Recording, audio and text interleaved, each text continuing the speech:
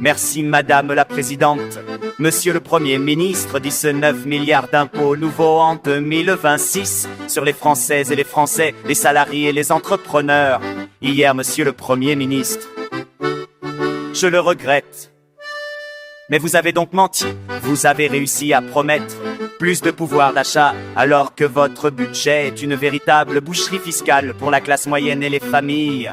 Familles qui paient déjà le plus lourd tribut de tous les pays développés. Pire, Monsieur le Premier ministre, pire, la charge fiscale dans notre pays est tellement insupportable que depuis 4 ans les impôts ne rentrent plus comme ils le devraient. À défaut d'écouter la souffrance des contribuables, écoutez, lisez les rapports de Bercy, peut-être y serez-vous moins insensible. Hier, Monsieur le Premier ministre, vous avez donc menti. Vous avez loué la valeur travail alors que vous allez geler tous les salaires des fonctionnaires et spolier les pensions de retraités pour 20 milliards d'euros, pas pendant 1 an, pendant 4 ans.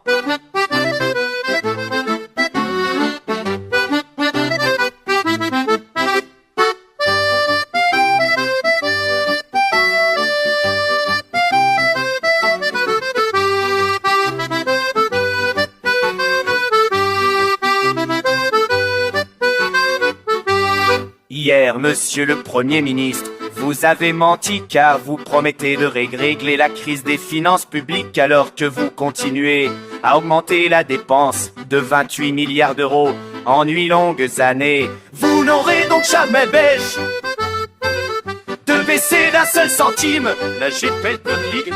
Vous avez caché, Monsieur le Premier ministre, tous ces mensonges par une forfaiture encore plus cynique.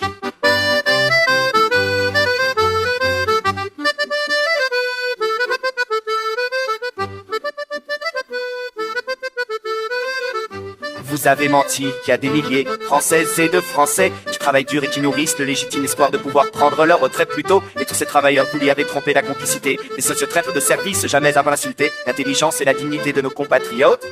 La suspension des retraites n'existe pas autrement que dans vos mensonges. Vous mentez avec les socialismes et vous mentez mal grâce à la sagacité de Marine Le Pen. Vous avez dû avouer depuis hier qu'il n'y avait ni amendement ni projet de loi. Un simple accord d'appareil avec des socialistes qui ne savent rien faire que mentir. 19 milliards d'impôts, un mensonge sur les retraites, quel beau pacte de lâcheté avec les RR et les socialistes.